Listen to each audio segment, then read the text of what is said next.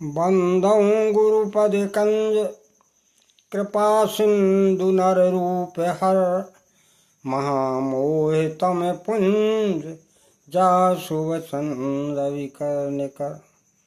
श्री सीताराम जी महाराज की जय। श्री हनुमान जी महाराज की जय। सदगुरु भगवान की जय। राजस्थान की पावन भूमि पर संत हुए हैं स्वामी चरणदास जी, श्री चरणदास जी महाराज। वैसे श्री चरणदास जी महाराज श्री राधा माधव के अनन्य उपासक थे और ये सुख संप्रदाय के प्रवर्तक भी थे। राजस्थान में अलवर के पास डहरा ग्राम में संवत 1960 में इनका जन्म हुआ था और जन्म के समय इनका नाम रणजीत लाल जी रखा गया था। उस समय ये रणजीत लाल जी थे। इनकी माता का नाम कुंजो रानी था और पिता का नाम श्री मुरलीधर था। जब ये 5 साल के थे तो इन्हें सुखदेव जी का अनुग्रह प्राप्त हुआ, क्योंकि भगवान के भक्त तो उनका तो प्रारब्ध ही ऊंचा होता है।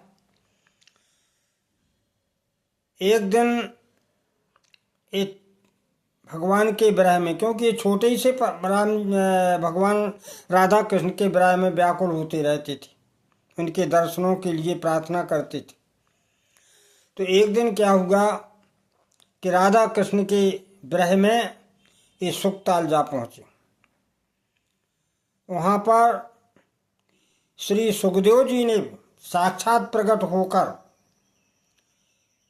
इन्हें युगल मंत्र की दीक्षा दी। राधा कृष्ण की युगल मंत्र की दीक्षा दी और फिर इनका नाम रणजीत लाल से बदल करके श्यामा चरण दास रखा गया। ये गुरु ने नाम रख दिया। तो श्यामा चरण दास जी जो है गुरु की आज्ञा से बहुत समय तक गुफा में भगवान राधा कृष्ण की साधना करते रहे। बड़ी कठोर साधना की उन्होंने। फिर एक गुरु आज्ञा से ही वृंदावन की ओर चल पड़े और वृंदावन में सेवा कुंज में पहुंचकर ये राधा कृष्ण के, भगवान श्री राधा कृष्ण के दर्शन के लिए भाव विभोर हो उठे। कैसे हमें दर्शन मिले, अपने प्रभु का साक्षात्कार कैसे हो। और वहाँ पर सेवा कुंज में राधा माधव की सरस लीलाएं, यानी महाराज को देखते हुए एक गुप्त रीत से 3 दिन तक जो है निराहार पड़े रहे। कुछ खाया पिया नहीं, न जो है कुछ खाया ना पिया। 3 दिन तक वो जो है देखते रहे, भाव विभोर होते रहे। और यहाँ तक है कि समाधि में भी चले गए। लेकिन इतना होने पर भी जब श्री राधा कृष्ण जी के दर्शन नहीं मिले तो फिर इनकी विरह व्यथा बड़ी असह्य हो गई। अब तो व्याकुल होने लगे। और सत्य है, जब भक्त भगवान के लिए व्याकुल होता है तो भगवान ही भक्त के लिए व्याकुल हो जाते। क्योंकि भगवान गीता में कह चुके हैं कि जो भक्त मुझे जिस भाव से भजता है मैं भी उसी भाव से भजता हूँ। वैसे तो हमारे बाके बिहारी जी बड़े दयालु हैं, राधा कृष्ण बड़े दयालु हैं, भक्तों के लिए बड़े सरल हैं।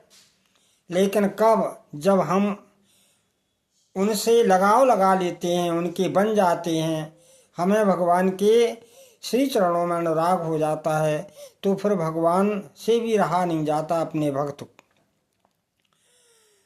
तो ऐसे दया के निधान हैं, पर बिना प्रेम के नहीं मिलते। इसलिए गोस्वामी जी ने भी लिखा है, मिल ही न रघुपत बिन अनुराग। बिना अनुराग के भगवान का दर्शन नहीं मिलता। अब जब इनकी विरह व्यथा बढ़ गई बहुत ज़्यादा, तो इनका अति अनुराग देख करके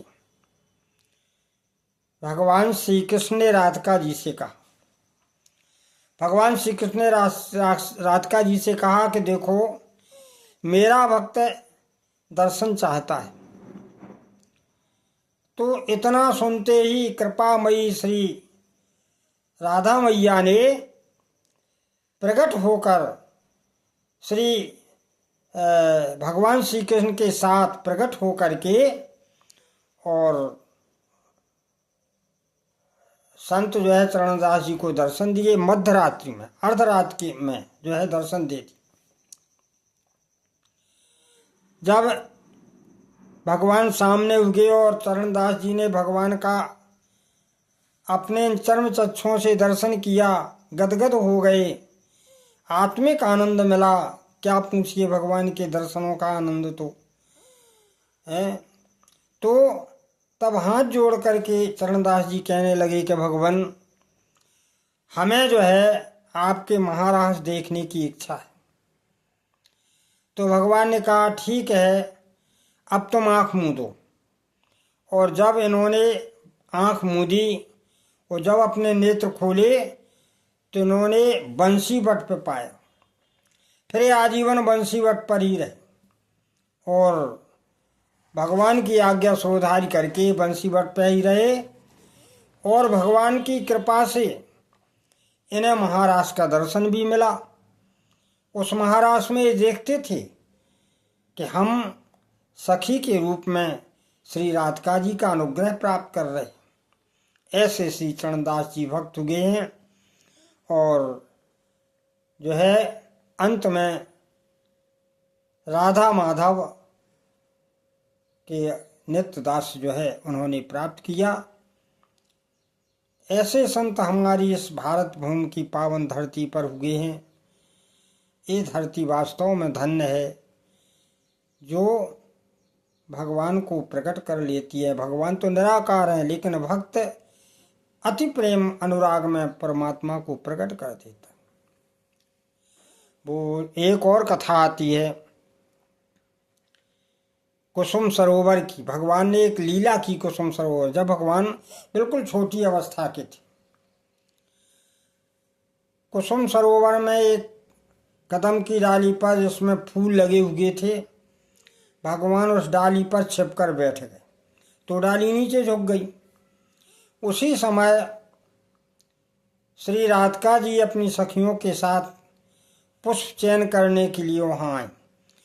उस नीची डाली को देख करके राधिका जी ने एक हाथ से डाली पकड़ ली, दूसरे हाथ से पुष्पों का चयन करने लगे। और जब फूल तोड़ते तोड़ते वो भाव विभोर हो गए, तो भगवान उस डाली से दूसरी डाली पर चले गए।